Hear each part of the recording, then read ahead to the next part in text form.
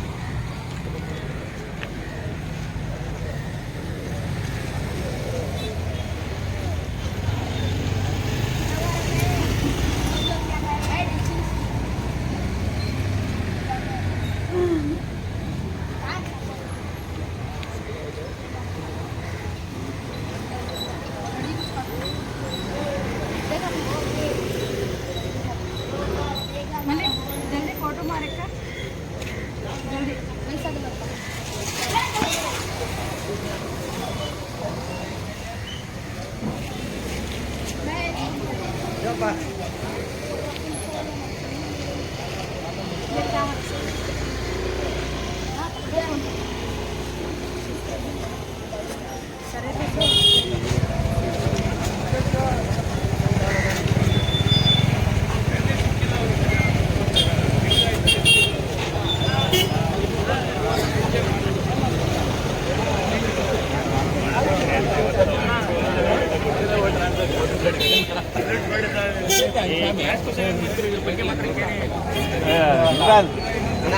ಅಲ್ಲಿ ಇದೈತೆ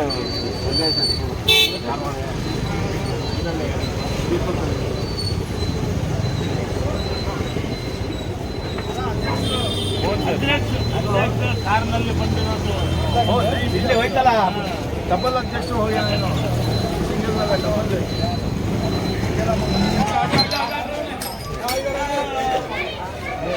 ಡಬಲ್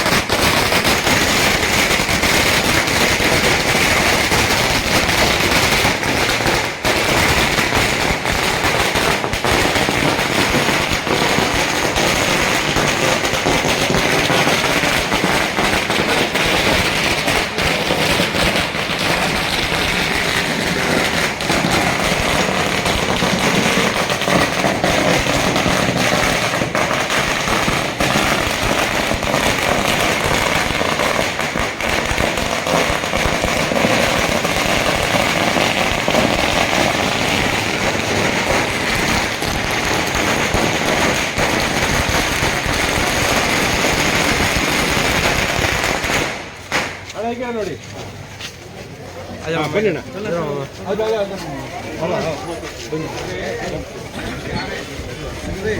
ಆರಾಮ್ ಆರಾಮ್ ಹೌದು ಹೌದು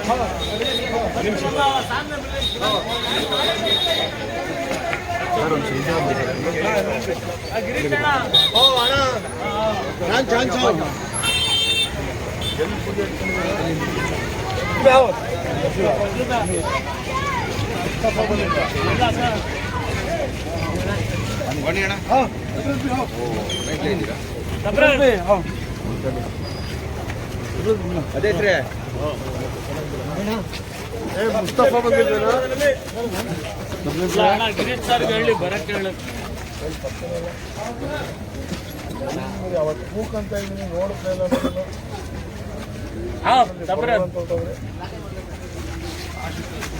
ಮುಸ್ತಫಾ ಬಂದಿಲ್ವಾ ಫೋನ್ ಮಾಡಿದ್ದೆ ರಾತ್ರಿ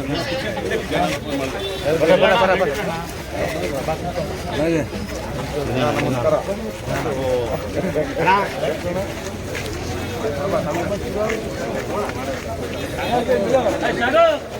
इसे बोला पहले हमको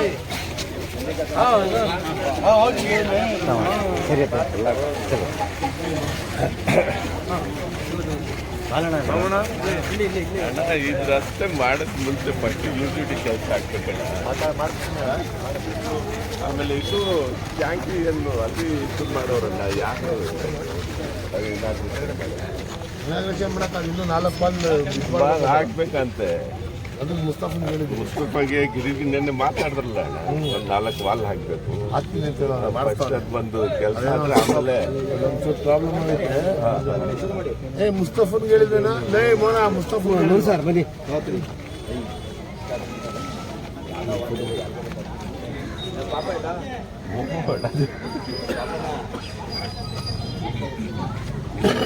ಪೂರ್ತಿ ಆ ಬೌಂಡ್ರಿನೇ ಯೂಟಿಲಿಟಿ ಲೈನ್ ಹಾಕ್ಬೇಕು ಮುಸ್ತಫನ್ ಬರಕ್ಕೆ ಇದು ರೋಡ್ ಹಾಕಕ್ ಮುಂಚೆ ಯುಜಿಡಿ ಕೆಲಸ ಆಗ್ಬೇಕು ಅಣ್ಣ ರೋಡ್ ಹಾಕ್ತೀವಿ ಪುನಃ ಆಗಿ ಅದು ಬನ್ನಿ ಈಗ ಯೂಜಿಡಿ ಹುಡುಕಾಗ್ಬೇಕು ಒಂದು 200 ಮೀಟರ್ ಆಗ್ಬೇಕು ಇನ್ನು ಜಾಸ್ತಿನೇ ಆಗ್ಬೇಕಣ್ಣ ಒಂದು 300 ಮೀಟರ್ ಆಗ್ಬೇಕು ಅದನ್ನ ಮಾಡ್ಬಿಟ್ಟು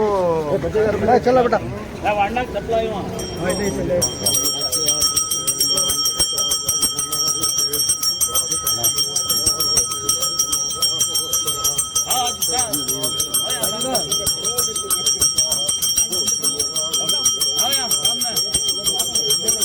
बेटा इधर आ जाओ पीछे चले जाओ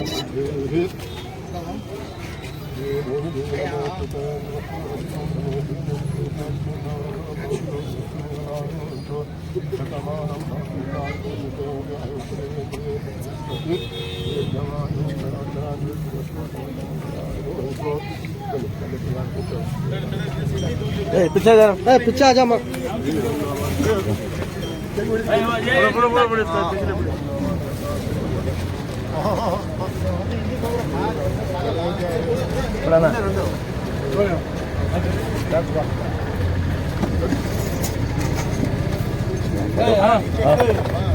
ಬನ್ನಿ ಹೋಗೋಣ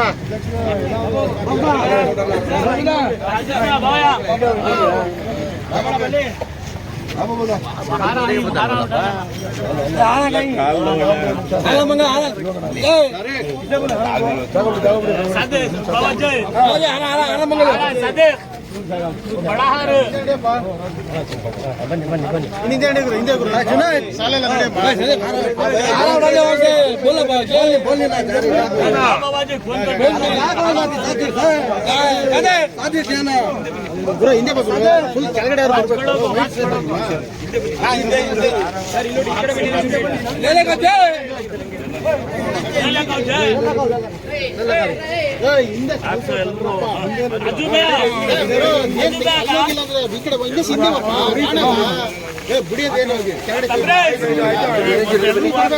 ಹಿಂದೆ ಬನ್ನಿ ಎಲ್ಲರೂ ಬನ್ನಿ ಗಟ್ಟಿ ಬನ್ನಿ ಅವ್ರು ಫೋಟೋ ಹೊಡ್ಕೊಂತಾರೆ ಬನ್ನಿ ಹಿಂದೆ ಶಾಲೆಯಲ್ಲಿ ಶಾಲು ಶಾಲು ಹಿಂಗೂ ಬುಲ ಎಲ್ಲಾರ್ಗು ತಗೊಂಡ್ಬಾರು ಮತ್ತೊಮ್ಮ ಕಡೋ ಬಿಹಾರ ಮತ್ತೊಮ್ಮ ಹಂಗ ಬನ್ರಿ ಆ ಕಡೆ ಹಿಂದೆ ಹೋಗಿ ಅಜ್ಜು ಸಾಬ್ ತಬ್ರೆ ಅಜ್ಜು ಬೇ ಇರೋ ಕಾಯಿ ಅಜ್ಜು ಬೇ ಮುಚ್ಚ ಅವಯ आओ ये लहाजा खड़ो अबे खाना अभी कहीं आ रहा अभी आ रहा है बाबा साथे आगे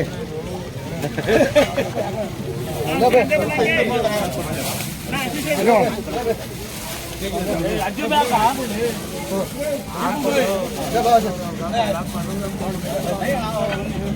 बने हाँ चलो अभी ही तो आ रहा हूँ खड़े जाने को तो ये याद आ रहा है इनको राजा पड़ा अभी ही तो छोड़ अज्जू बाबा बाला बाला बाबा ಬನ್ನಿ ಹಿಂದೆ ಬನ್ನಿ ಎಲ್ಲ ಹಿಂದೆ ಬನ್ನಿ मनोहर बे अज्जू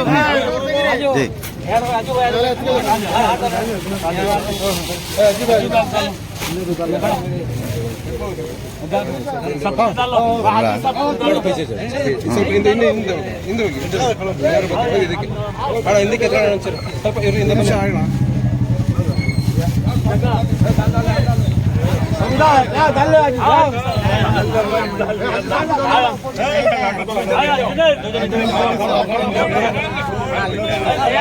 आओ 70 दो 70 दो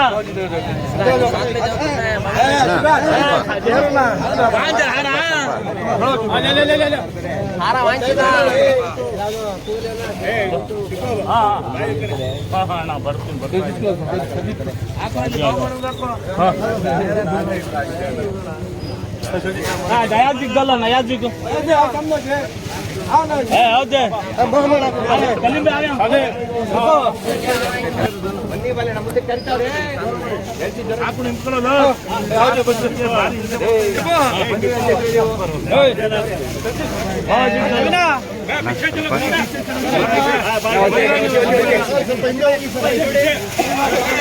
हरियों जगह फोटो लेंगे ಹಿಂದೆ ಬನ್ನಿ ಅಣ್ಣ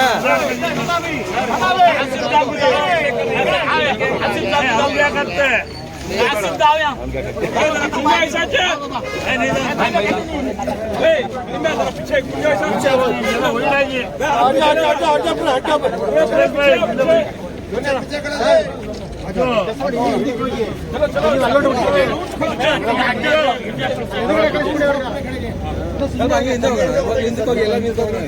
ಹಿಂದಕ್ಕೆ ಬನ್ನಿ ಹಸ ಬಾಬು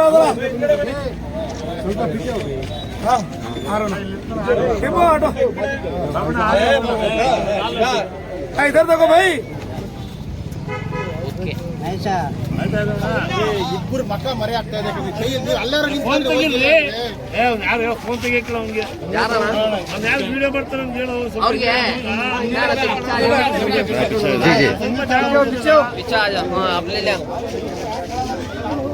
पेपर वाले फोटो नहीं आ रहा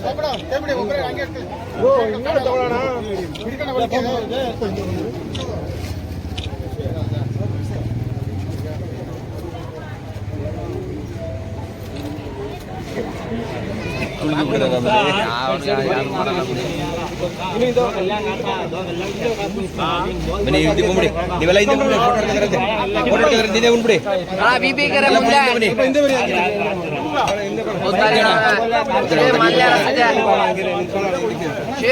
मल्ल्या तुझे मल्ल्या म्हणजे बोल बोल ना ಅಲ್ಲ ಒಂದು ನಿಮಿಷ बोल ना क्या है फाइल बोल ना मालूम खाली 9 तक चाहता तो हर शाम के 6 को आता पानी इधर आ जा फारूक भी तुम्हें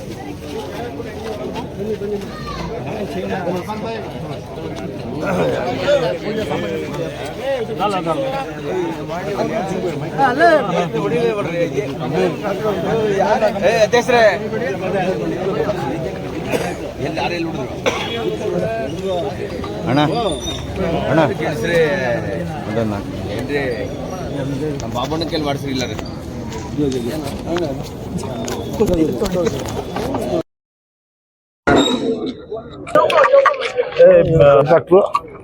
ಸುರ್ಜಿತ್ ಸರ್ ಸುರ್ಜಿತ್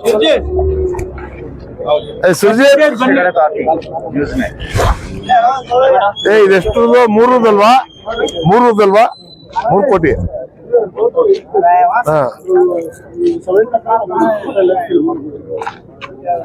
ಮುಸ್ತಫಾ ಬನ್ನ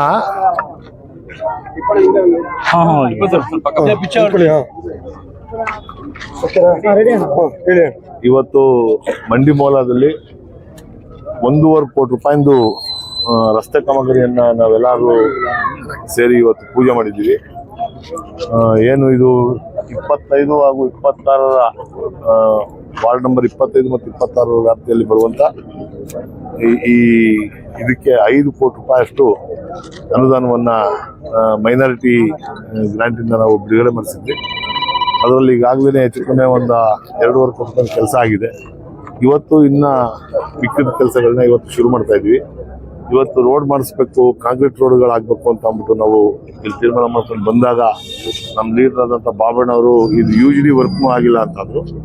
ಹಾಗಾಗಿ ಈಗ UGD ವರ್ಕ್ಗೆ SFC ಗ್ರಾಂಟಲ್ಲಿ ಅದಕ್ಕೆ ಎಷ್ಟು ಎಸ್ಟಿಮೇಟ್ ಆಗುತ್ತೆ ಅಷ್ಟು ನಾವು ಕೊಟ್ಟು UGD ವರ್ಕ್ ಮುಗಿದ ನಂತರ CC ರೋಡ್ನ ಮಾಡಿಸುವಂಥದ್ದನ್ನ ಅಂದರೆ ಇನ್ನೊಂದು 15-20 ದಿವಸದಲ್ಲೇ ಕೆಲಸಗಳು ಮುಗಿಬೇಕು ಅಂತ ನಿಟ್ಟಿನಲ್ಲಿ ನಾವು ಈಗ ತೀರ್ಮಾನ ಮಾಡಿ ನಾವು ಮಾಡಿಸ್ತಾ ಇದ್ವಿ.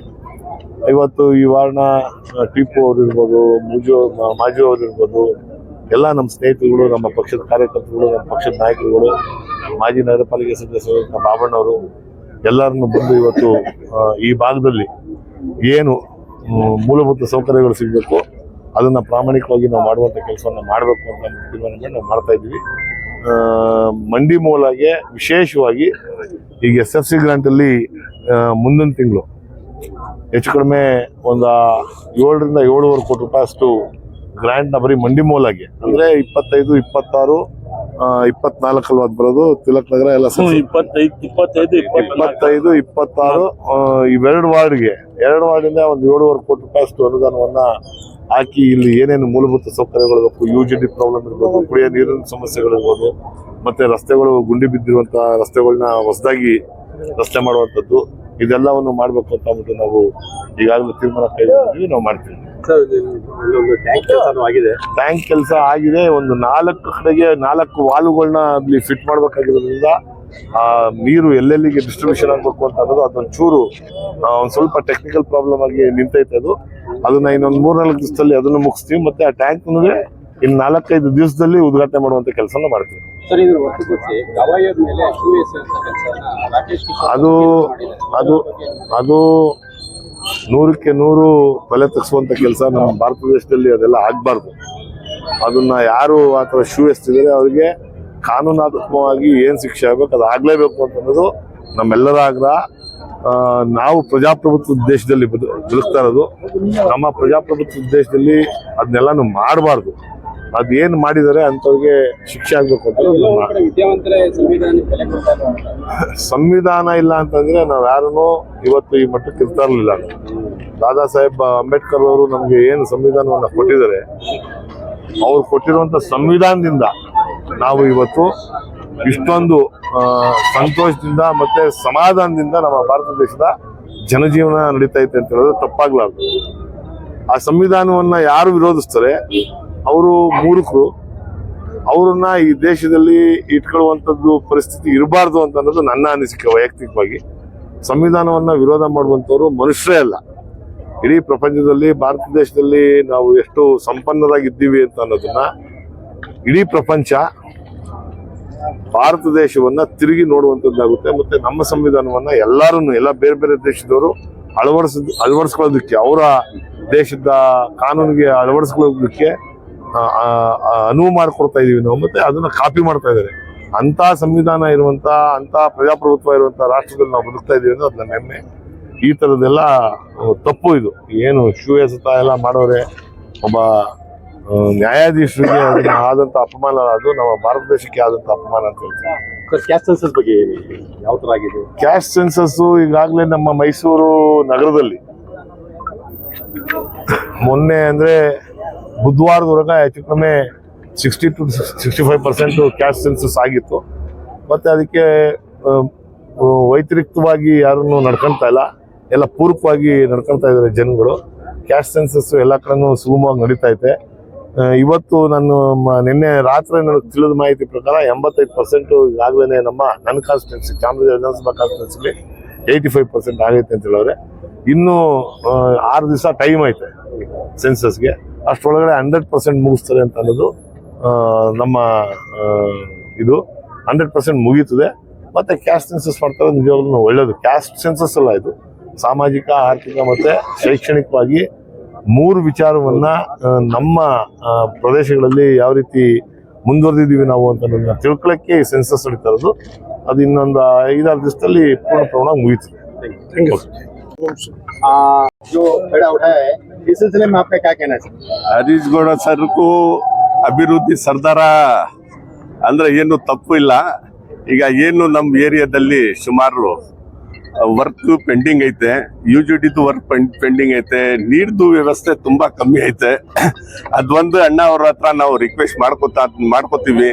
ಎಲ್ಲ ನಮ್ಮ ವಾಣಿ ವಿಲಾಸಿಂದ ನಮ್ಮ ಅಧಿಕಾರಿಗಳಿಗೆ ಕರೆಸಿ ಫಸ್ಟ್ UGD ಕೆಲಸ ಆಗ್ಬೇಕು, ಆಮೇಲೆ ಈ ತಾರ್ ಕೆಲಸ ಆಗ್ಬೇಕು. ಟ್ಯಾಂಕ್ ಕಟ್ಟಿ ಸುಮಾರು 1.5 ವರ್ಷ ಆಯ್ತು, ಇನ್ನೂ ಗಂಟ ಅದು ಸರ್ವಿಸ್ ಕೊಟ್ಟಿಲ್ಲ. ಅದಕ್ಕೆ 4-5 ಅಣ್ಣನ್ಗೆ ನೆನ್ನೆನೆ ಮಾತಾಡ್ದೆ ನಾನು. 4-5 ವಾಲ್ ಹಾಕ್ಬಿಟ್ಟು ನಾನು ಅದು ಸರ್ವಿಸ್ ಕೊಡ್ತೀನಿ ಅಂತ ಹೇಳೋರೆ. ಅದು ಅಣ್ಣನೇ ಬಂದು ಅದು ಇನಾಗ್ರೇಷನ್ ಮಾಡಬೇಕು. ಆ ಟ್ಯಾಂಕ್ ಒಂದು ವ್ಯವಸ್ಥೆ ಆಗ್ಬಿಟ್ರೆ ನಮ್ ಏರಿಯಾ ಜನಕ್ಕೆ ಏನ್ ಒಂದು 25-30 ವರ್ಷದಿಂದ ನೀರ್ಗೆ ಅಂತ ತುಂಬಾ ಕೋಡ್ತಾ ಐತೆ. ಆ ನೀರ್ ಪ್ರಾಬ್ಲಮ್ ಸಾಲ್ವ್ ಆಗ್ಬಿಡುತ್ತೆ. ಹರೀಶ್ ಅಣ್ಣ ನಮ್ಮ ಶಾಸಕರು ಅದ್ ಮಾಡ್ಕೊಡ್ತಾರೆ ಅಂತ ನಮ್ಗೆ ತುಂಬಾ ಭರವಸೆ ಐತೆ. ಆಮೇಲೆ ಇನ್ನೊಂದು, ಹರೀಶ್ ಅಣ್ಣ ನಮ್ಗೇನು ಹೊಸ್ತಾಗೆ ಇಲ್ಲ. ಸುಮಾರು 30 ವರ್ಷದಿಂದ ನಾವು ಸ್ನೇಹಿತರು, ನಮ್ಮ ಆಪ್ತರು. ಅದರಲ್ಲಿ ನಮ್ಗೆ ಕೆಲಸ ಹಾಗೆ ಆಗುತ್ತೆ ಅಂತ ನಾನು ತಾಳ್ಮೆಯಿಂದ ಇದ್ದೀನಿ. ಯಾಕೆ ಕೆಲಸ ಮಾಡೋರು ಎಲ್ಲಾ ಕಡೆ ಕೆಲಸ ಆಗುತ್ತೆ. ಈಗ ಹೇಳಿದ್ರಲ್ಲ SFCಲಿ ಏನ್ ಸುಮಾರು 6 ಕೋಟಿ 7 ಕೋಟಿ ಹಣ ಬಿಡುಗಡೆ ಈಗ ಮಾಡಿಸ್ತಾರೆ ಅಣ್ಣ. ಆ ದುಡ್ಡು ನಮ್ಮ 2-3 ವಾರ್ಡ್ಗೆನೆ ಹಾಕ್ಸ್ತೀವಿ ಅಂತಾನು ಭರವಸೆ ಕೊಟ್ಟವ್ರೆ. ಆವಾಗ ನಮ್ಮ ವಾರ್ಡನ್ನು ಚೆನ್ನಾಗಿ ಆಗುತ್ತೆ. ಜನಗಳಿಗೆ ಏನ್ ಎಷ್ಟು ತೊಂದರೆ ಐತೆ ಅಷ್ಟು 90% ಪ್ರಾಬ್ಲಮ್ ಸಾಲ್ವ್ ಆಗುತ್ತೆ ಅಂತ ತಮ್ಮ ಎಲ್ಲ ಮುಂದೆ ಹೇಳಕ್ಕೆ ಇಷ್ಟಪಡ್ತೀನಿ.